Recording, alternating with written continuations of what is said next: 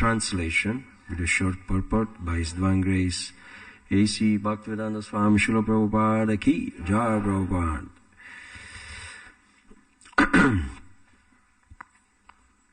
O King of the Daityas, from Your Majesty, who came from such a noble family and who are able to give charity magnificently, I ask only three paces of land to the measurement of my steps. Purport. Lord Vamanadeva wanted 3 paces of land according to the measurement of his footsteps. He did not want more than necessary, but although he pretended to be an ordinary human child, he actually wanted the land comprising the upper, middle, and lower planetary systems. This was just to show the prowess of the Supreme Personality of Godhead. Om Ajnana Timirandasya Gyananjana Shalakaya Chakshur Malitam Jena Tasmai Sri Gurave Namaha Sri Chaitanya Manobhistam Stapitam Jena Bhutale Swayam Rupa Kadamayam Dadati Swapadandikam Jai Shri Krishna Chaitanya Prabhu Nityananda Shri Advaita Gadadhar Shivasadi Gaura Bhakta Vrinda Hare Krishna, Krishna Krishna, Hare Hare, Hare Rama, Rama Rama, Hare Hare. Mukam karoti vachalam, pangalam gayate girim, yat kripatamaham vande shiguroti natarinam. By the mercy of the spiritual master, a lame man can cross mountains. By the mercy of the spiritual master, a blind man can see stars in the sky, and by the mercy of the spiritual master, a dumb man like me can speak eloquently. I therefore today offer my most humble obeisances to the lotus feet of my spiritual master. Namo Vishnu Padaya Krishna Prestaya Bhutale Shrimati Tamala Krishna Goswami Namine. Namo Vishnu Padaya Krishna Prestaya Bhutale Shrimati Bhaktivedanta Swami Namine. Namaste Saraswati Devi Gauravani Pracharine Nirvishesha Shunnavadi Paskata Desatarine Vanchakalpatarubhyascha Kripa Sindhubhya Ivacha Paditanam Pavanebhyo Vaishnavibhyo Namo Namah.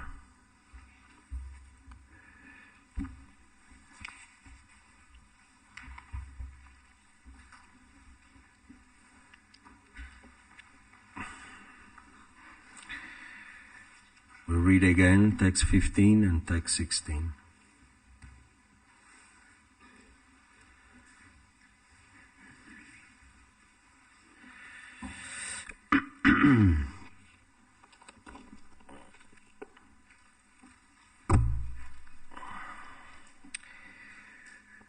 You also have observed the principles followed by great personalities who are householder Brahmins, by your forefathers and by great heroes who are extremely famous for their exalted activities.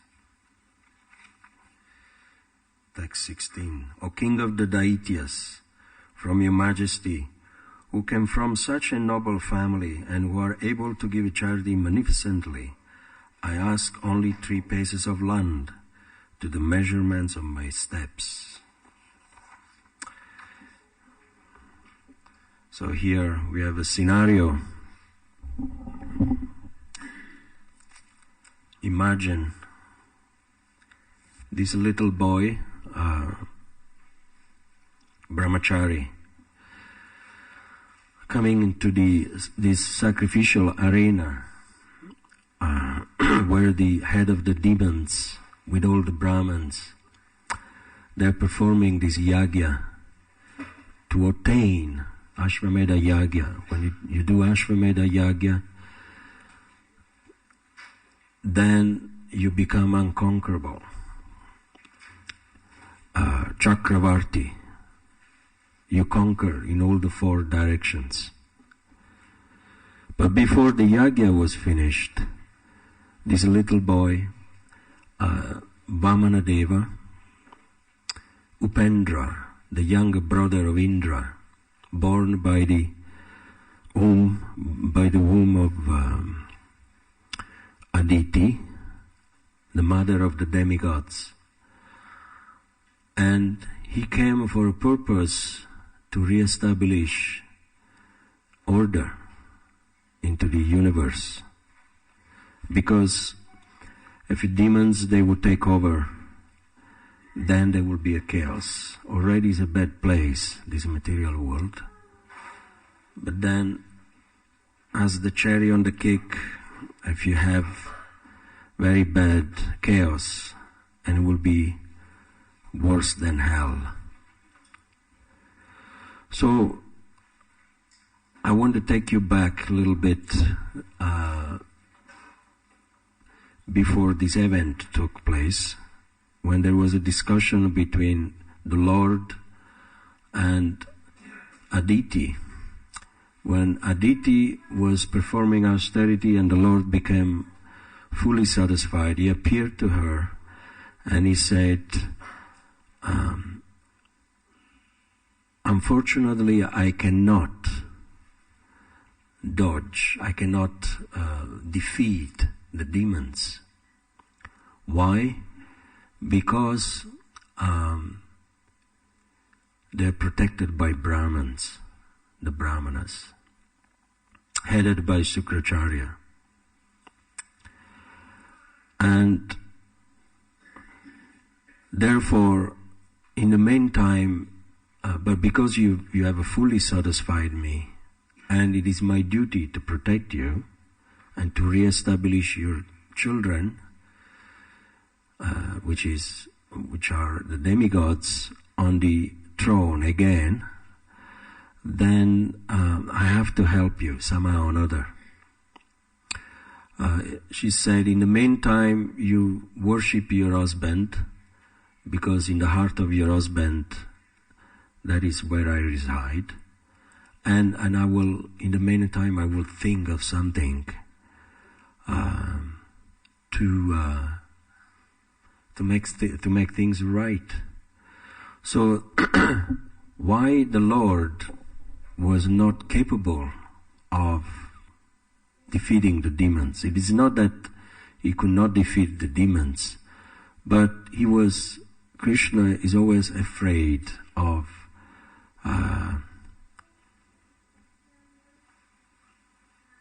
defying or challenging the Brahmins, because they represent his own head. And if the Brahmins, whether they are on the side of the demons or on the side of the demigods, Brahmins are Brahmins. Krishna worships them.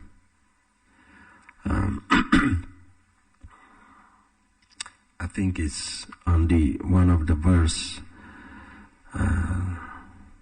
17-16 that he mentioned that.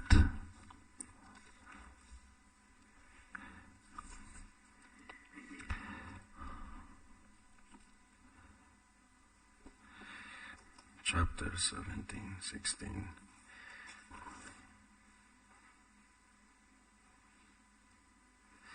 Yet because I have been satisfied by the activities of your vow, O Goddess Aditi, I must find some means to favor you, for worship of me never goes in vain, but certainly gives the desired result according to what one deserves.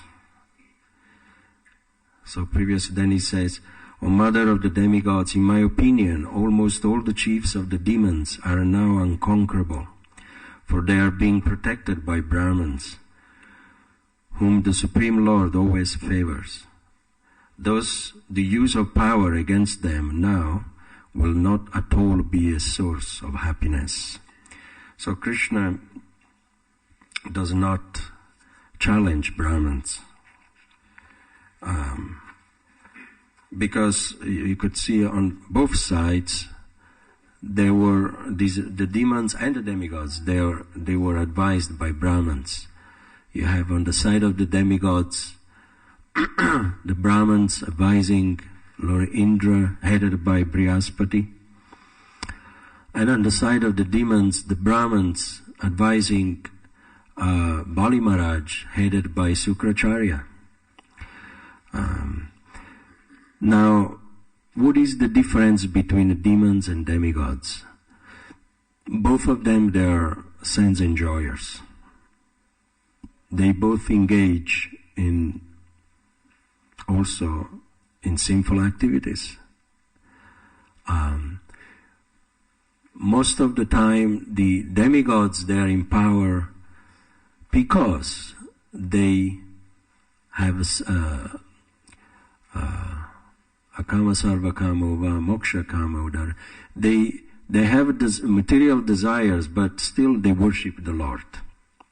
Whereas the demons, they have material desires, they perform sinful activities, but they do not take shelter of the Lord. That's the only difference.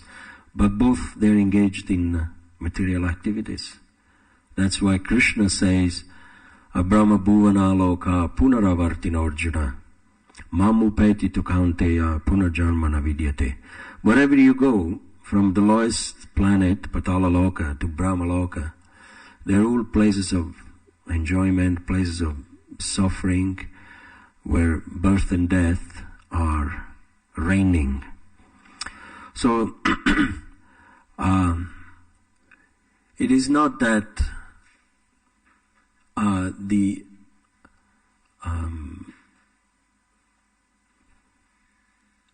it is not that we can actually discriminate.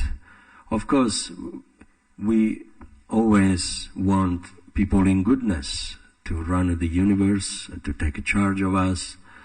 But as a devotees, we do transcend those two personalities. Krishna, that is why Krishna, Vamanadev, told Aditi to worship your husband. Not he didn't say go and worship the Brahmins. Either the Brahmins on the side of the demons or the Brahmins on the side of the demigods, because ultimately that worship will lead you to sense gratification. So therefore, he recommends you worship me into the body of your husband, who is a Vaishnav. So a Vaishnav is and when you worship a Vaishnav, then you transcend, the two, and you don't become a demon, you don't become a demigod, but you become even higher than that. And that is the position of that Bali Maharaj will attain shortly.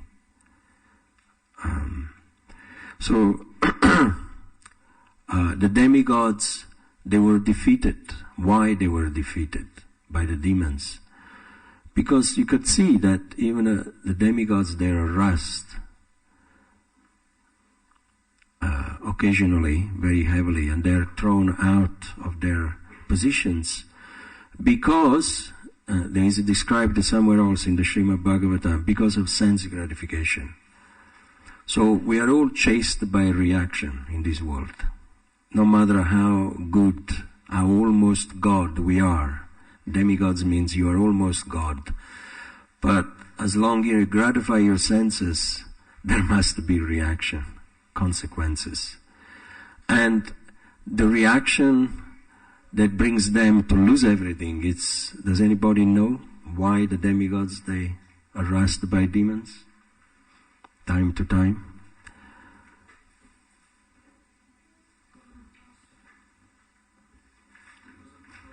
Because of what? Curse. That's one of it. But the main one that Srila Prabhupada mentions is because they engage in sex life. You could, like Lord Indra, very often he messed around with the wife of Munis, Brahmins, Gautama Muni, and he had a tendency time to time, he's the king of the demigods. And wherever the leader does, people, then the subject, they will suffer. That is why it's so important for a leader to behave himself properly. Because of few mistakes that Lord Indra performed, then the entire society of the demigods, they had to suffer. And Prabhupada says the reaction, because they engage in sex life, so therefore the reaction is that they will be harassed by demons and defeated. And that is what happened here. And time to time, and because they are devotees of Krishna, Krishna has to come in the form of different incarnation to help them, because they're always surrendered to Krishna.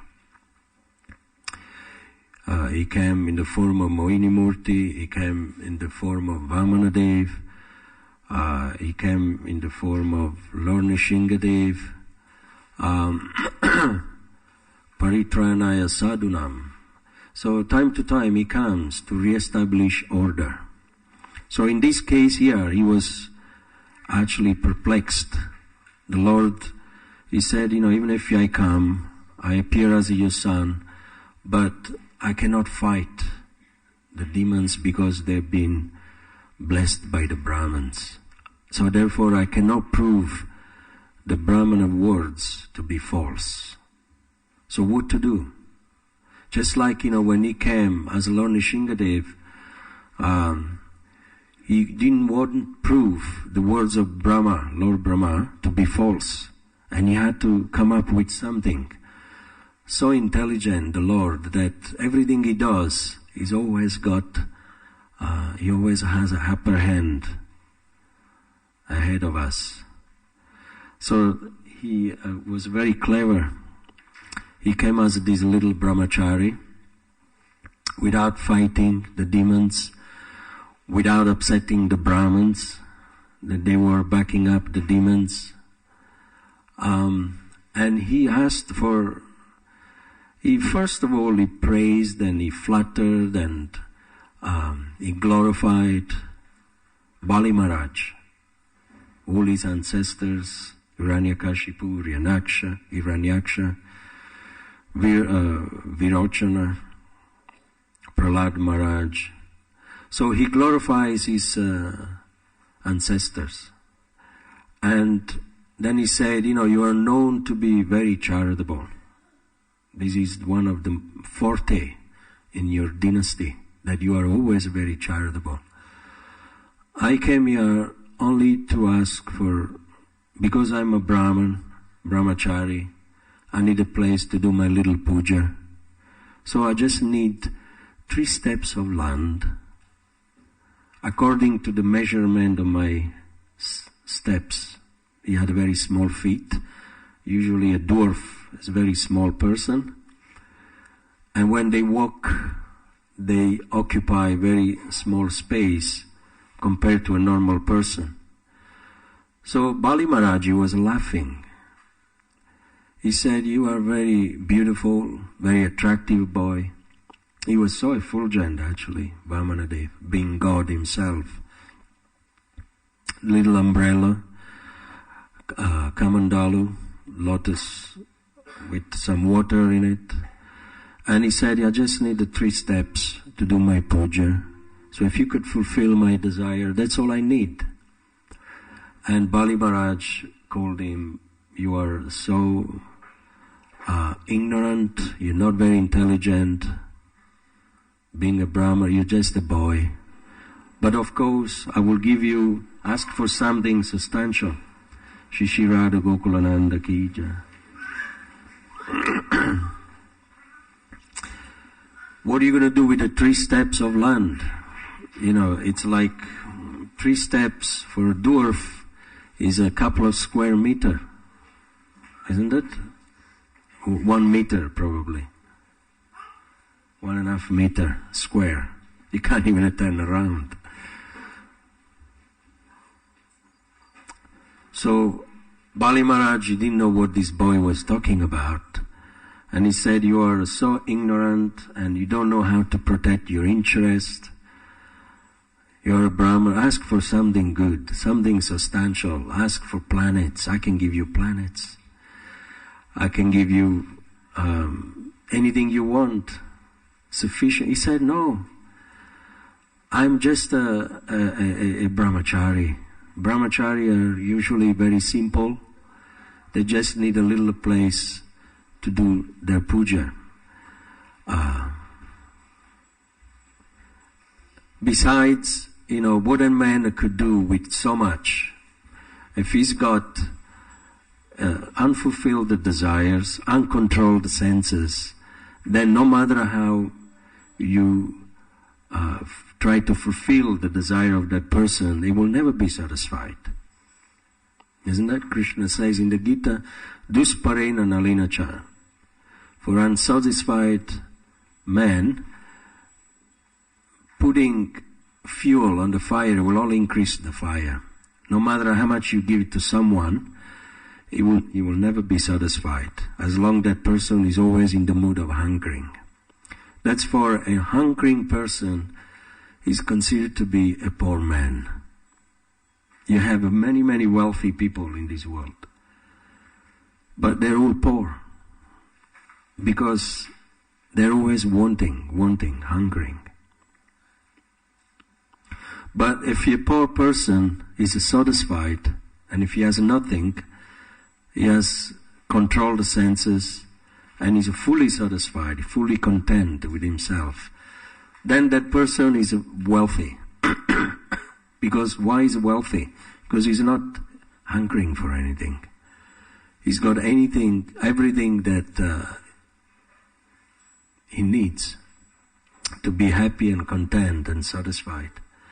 So therefore, a satisfied brahmachari is more wealthy than an unsatisfied demigods, or even Indra is more wealthy, a brahmachari. Because that's the nature of the soul. The nature of the soul is to give, or is the nature of the mind. Someone who is on the bodily platform is to take. People that are always in the mood of wanting. You see this year is started, 2014. People, they try to increase their goals in life. Companies, expectations, increase in their performance and results, success, in terms of finance, everybody wants more, either collectively or individually. The government is trying very hard to try to give more to the society, to achieve more as a state, because that's the nature of the mind and the body. We want more. Even though, if you reflect back a little bit, about 30 years ago when I first came to UK, it was not very modernized like now. There was actually probably more poverty at that time. There was no variety of, even in a great supermarket, there was not much variety of things. People, they were not yet big companies. But there was prosperity, there was satisfaction, but if you see now, they're all complaining that we are in debt, even though we are much better off, right? There's so much welfare for the people. The roads are much better. The housing system is much, much better than before. It's like there is more wealth, but still everybody thinks that we're going in debt. Just like, 50 years ago, if you see in the movies, black and white movies, people, there was, everything was like, in a very, was like almost like the beginning, of civilization, just 50 years ago. But now there is more prosperity, and people, they they think that we're suffering more than before. What it is, the difference, actually, because before there was more satisfaction. We didn't have all the things that we have now. There was no computers before. There was no technology to cater for all the needs of everyone. So, dusparena nalinacha, you can see, senses they are never satisfied. And 50 years ahead, you will see things that become like the Star Trek or whatever. You know, the things they'll become even more modernized. You have more fast food, you have more fast technology, fancy clothes, but still the hungering mood will increase. Still people, they think, oh, we're not doing very well. There will still be war because countries, they're trying to fight, you know, for their own resource. And everybody will carry on complaining until we cannot say the end of this material world, because it goes on and on and on. The insatisfaction will always increase, either individually or collectively. Therefore, Vamana Devi said, you know, I'm satisfied. I only needed 3 steps of land. And then Bali Maharaj said, okay, I will give it to you, even though it's a very silly request. You're not very intelligent, but, you know, just like a child, a father wants to give something substantial to the child, but the child says, no, I want this plastic toy. And the father says, okay, you want that, you know, I'll give it to you. But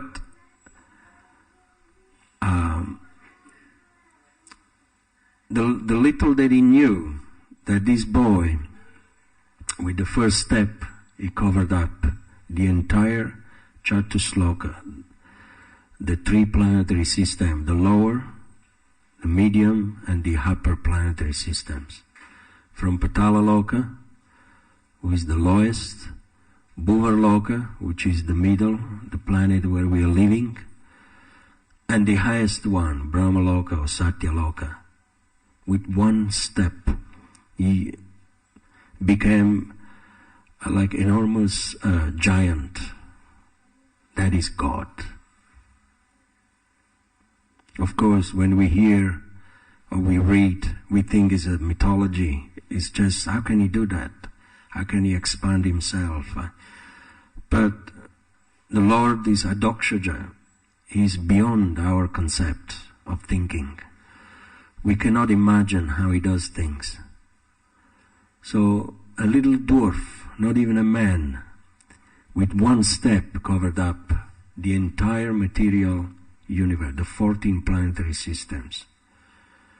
And then the second step, it went up to the atmosphere of the Brahmajyoti, and it pierced the beginning of the spiritual world. That's where the Ganga,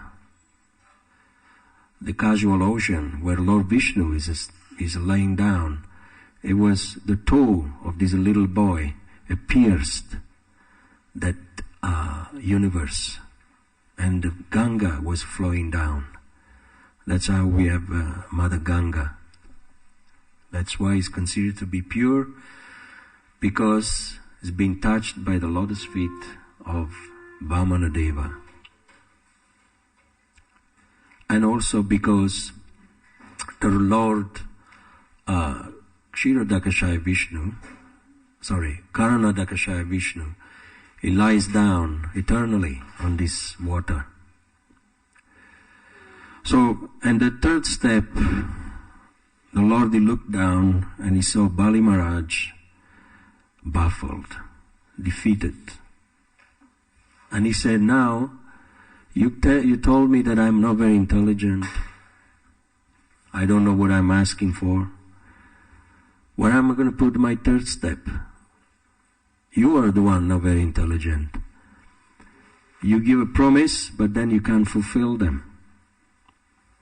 Where is my 3rd step of land? What else can you give me? Where am I going to put my 3rd step? And Bali Maharaj, he said,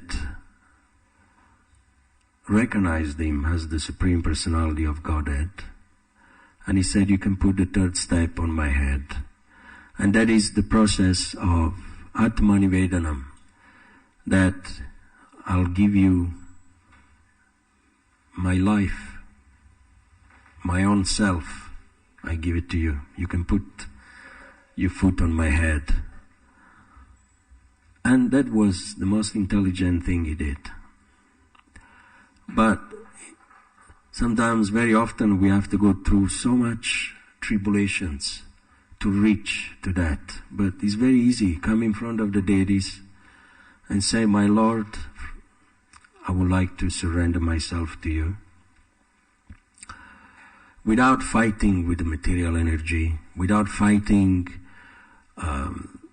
all the elements, the mind, Adi Body, Adi Devi, Adi Atmika, because very often we think that we are the door of our success. That is why we are always in trouble. We think that from our own endeavor, I can get out of trouble. Just like Aditi, Kashyapa Muni said, by lamenting, by being a good lady, by being virtuous, you will never achieve what you want. Victory for your children. You have to worship the Lord. You have to surrender to Him. So, similar message is for us. If we want the success from struggle, then we cannot do it from our own endeavor. We don't even have the strength to control our senses, the mind. But we have to understand one small thing, make one small adjustment to be successful. That Krishna is actually the one, Rishikesha Rishikenam Sevanam Bhakti Ruchate. He's the master of the senses, and He's the one controlling our senses. Very often we have a problem, we can't control our mind, we fall down, then afterwards we feel bad, we regret, and then you think in retrospect, but I had a good sadhana, I did this, I chanted good rounds, but why, my mind takes me? It's because we are not in charge of controlling our mind. Actually, it is Krishna. If we allow Krishna to be the charioteer, driver of our senses and the mind, then our life will be saved and successful. We have to always understand that Krishna is the one who has the power of controlling our senses. It's not us. And so in this way, when we surrender our life to Krishna, then we don't miss out anything. Then you'll gain everything. You will gain the spiritual world, and you will gain also the control of God. Actually, you become God to God. Because God, He doesn't like to be God. That is why every time He comes, He's always in the mood of serving His devotees. He came as a tortoise. You could see the demons and the demigods, they were fighting for the nectar, immortality, for all the goods coming out of the ocean. But God, He came as the kurma, the tortoise. He very mercifully, He served them. He put the mountain, Meru, on His shoulder. He took the lowest position to serve both the demons and the demigods. When Krishna came, He also was moved by the surrendering soul of his Brahman, Brahmana Sudama. What did Krishna do? He washed his feet. Krishna became the servant of the Brahman, of his friend. And when he came here, of his Vamanadev, and Bali Maharaj surrendered to him, Bali achieved the position even more exalted of all the demigods put together, even more than Indra. He achieved a beautiful planet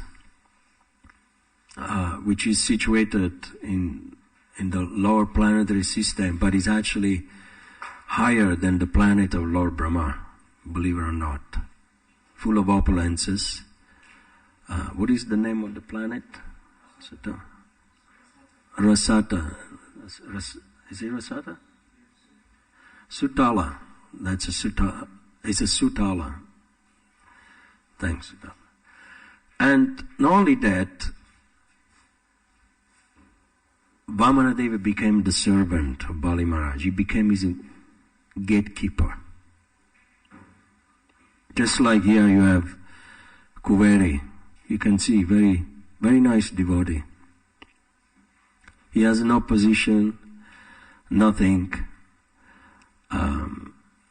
Even never sits down, and I'm sure he could give a good advice to the devotee. He's been around for many years, and very good heart, but he's always there, as a gatekeeper for the manor, serving the community, the society. Gatekeeper, there is a symbol of servant. They stop the people from coming in who are disturbance. People who disrupt the peace of the temple.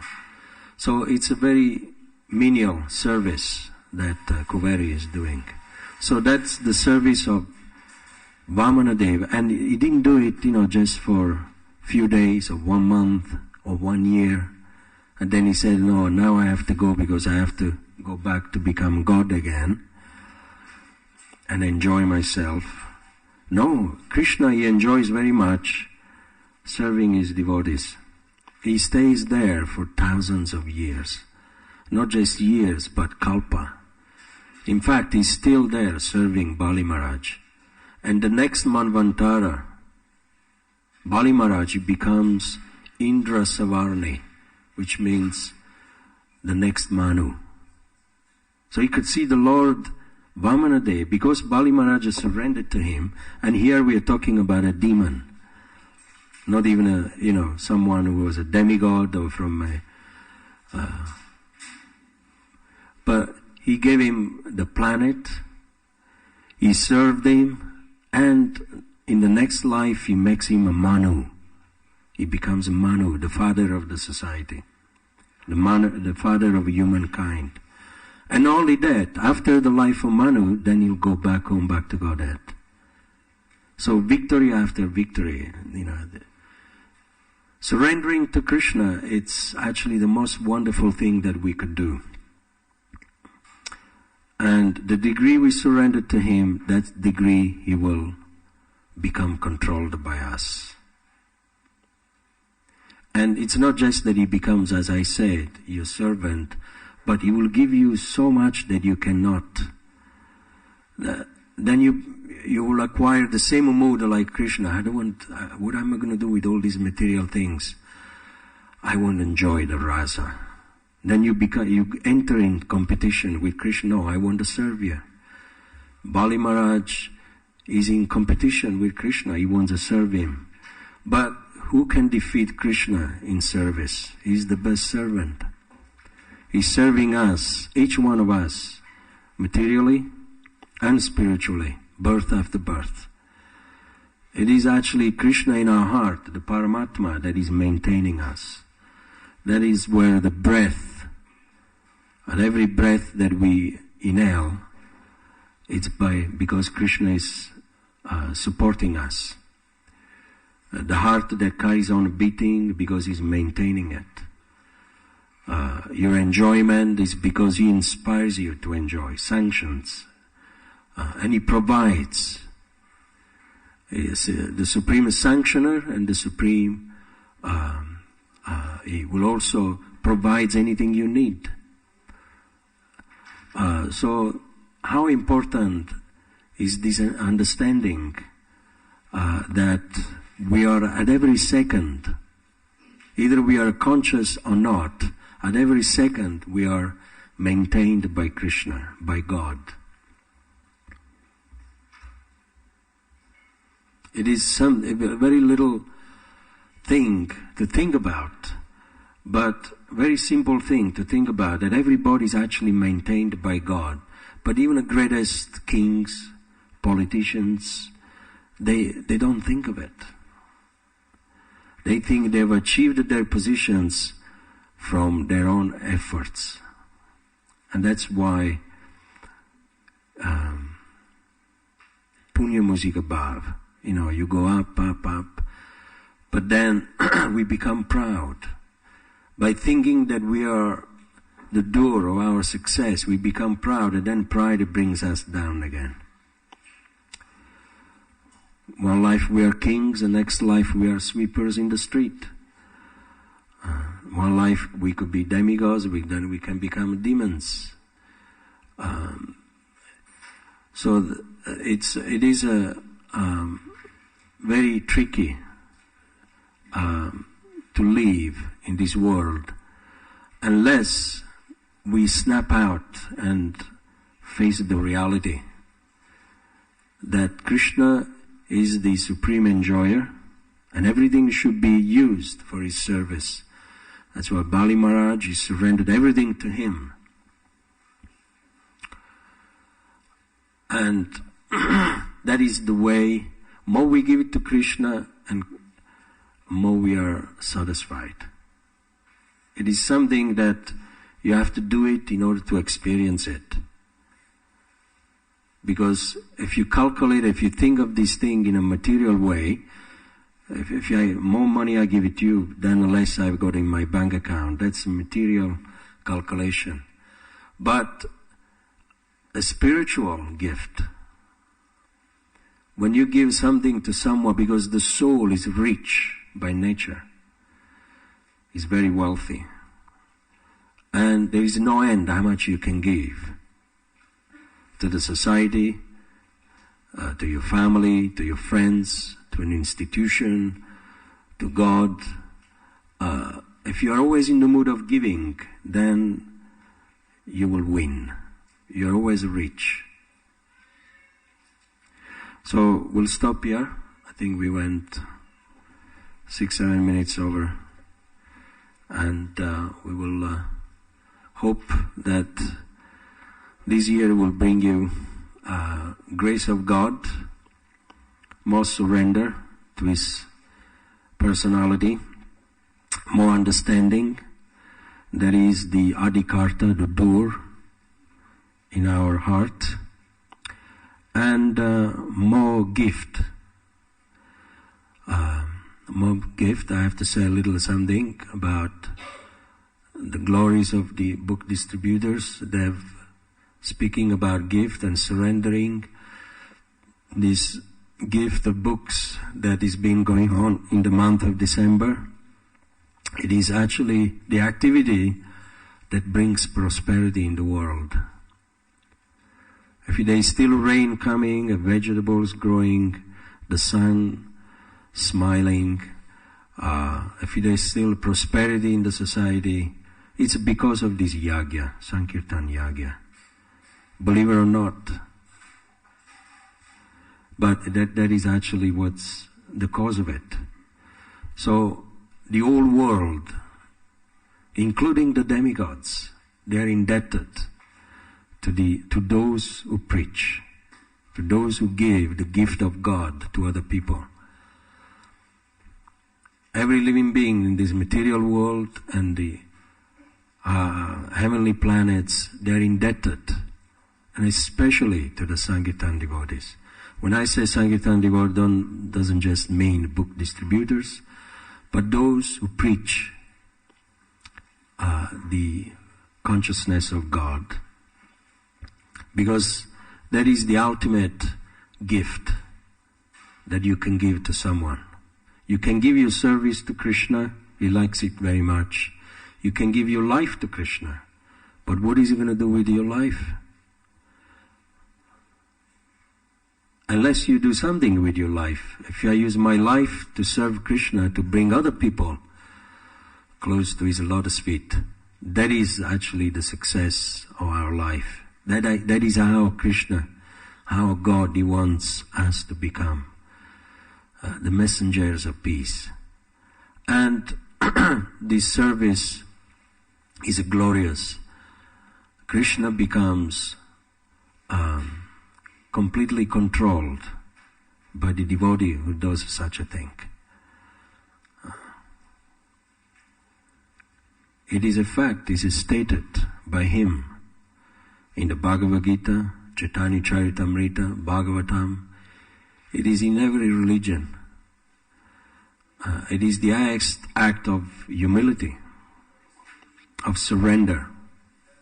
Where Jesus said, anyone who praises himself, he will be humbled. But anyone who humbles himself, he will be praised. But praised by who? Not just by ordinary living entities, but by God. God will praise such a person who humbles himself. And humbling himself to God, it means doing the will of God. Doing what Jesus did. That was a quote from Jesus. What did he do when he came? He preached. He did the same thing with Prabhupada, the Acharya, Lord Chaitanya. Exactly the same thing. He preached God consciousness to people. That's how you become a very dear son of God. So thank you very much. We'll stop here and we ask if there is any quick questions.